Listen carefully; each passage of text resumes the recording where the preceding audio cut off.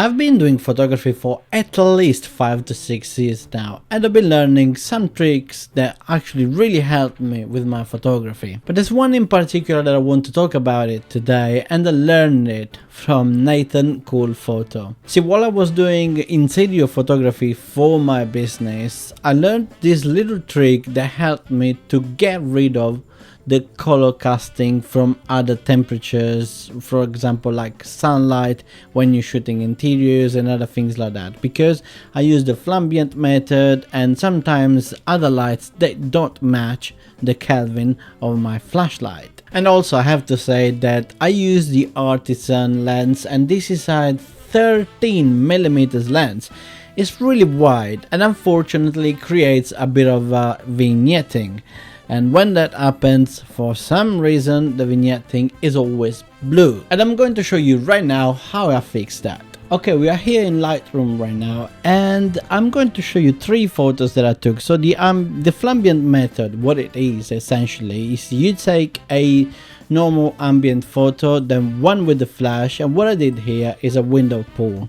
I mean, this video is not about interior photography, but it's to show you how I fix this issue, because you can see here on the left side a really blue kind of teal vignetting, and it's really annoying, and it does it everywhere, here as well on the other side, and most of the times I find it on the carpet as well. So what I do now is I open them as layers in Photoshop.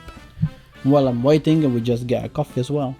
So here we are in Photoshop. So this on top is the image with the ambient light, and I always just take it to luminosity. You might learn some new things here, and opacity to 50%, and already looks great. Then what I do, I bring up the Windows pool, change the blending mode to darken, and what I will do here, I know my hand is there, but that's fine.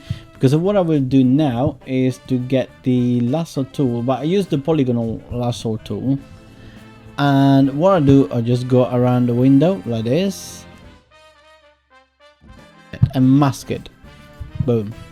So what this does, you can see, is to reduce the brightness from outside, because obviously it's really hard, sometimes even impossible, to get like the light from outside matching with the one inside. So now, this is the part where I'm going to teach you how I remove this like vignetting blue kind of teal color, because I don't know, my lens does that, but many of the times you will find that happens as well when the light from outside cast colors inside the room which you don't want. So what I will do first, to get the color picker and get an area that I want to use that color for. So for example this. Then what I will do is to go to layer, new fill layer, and solid color. Click OK, and the color has already been picked before, you can see here, and it's going to create a mask. So click on it, Ctrl I to invert it, and what I will do now is to just click on the mask, make sure you are on the mask, get a brush, and it has to be white. So once we can bring this up, then finally, don't forget this is the most important part, change the blending mode to color, and it's just down here. What this will do, then again, as I said, make sure you get the mask selected and just paint over that. That's it. literally that is it.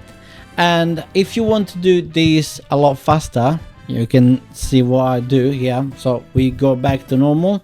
I set up an action which is Shift F2, and it's going to create here this layer you will see already. So once you click here, you can just again select whatever you want, okay, and then brush. And that's how fast, actually, sorry, yeah, this is what happens when you don't select the mask. Indeed, now you have to select the mask, then yes, that's it. That's much better. So you can do the same, and you can create another one maybe for the carpet. Look how fast this is just insanely fast. Click on the mask and you can do that on the carpet. Let's say you want to be precise.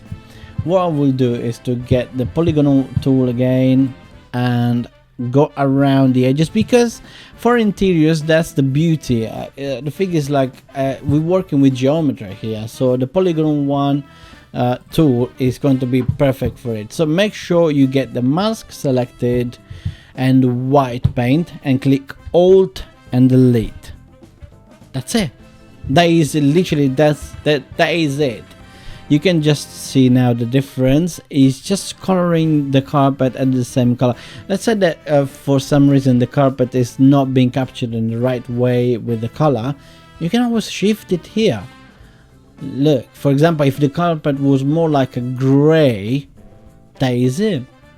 If you want to change it, you can actually use this to change completely the color of something. So if you want for example, a purple, for some reason, a purple carpet, and then you want to change the color of the whole walls, we can do this. So let's say, like, now we selected all the walls, including the window radiator, but we can change that later.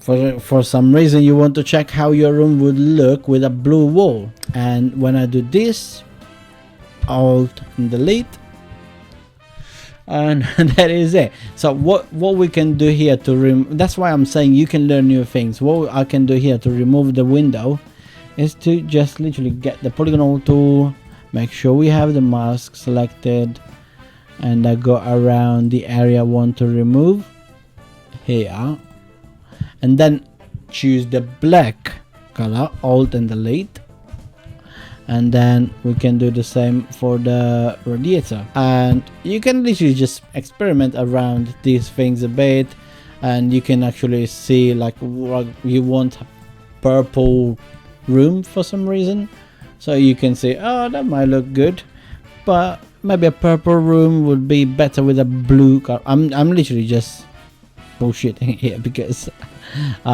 no one would ever have a room like this, but you get what I mean. So I digress now, but what I mean is that with this method you can make sure that the colors on your walls or an object can be all the same for the entire place. So this is it for this video. I'm trying to get to 1000 subscribers, and that is one of my biggest dreams. So if you can, guys, like this video and subscribe, that would be like the most beautiful thing you can ever do for me. So thank you very much again, and I will see you in the next video.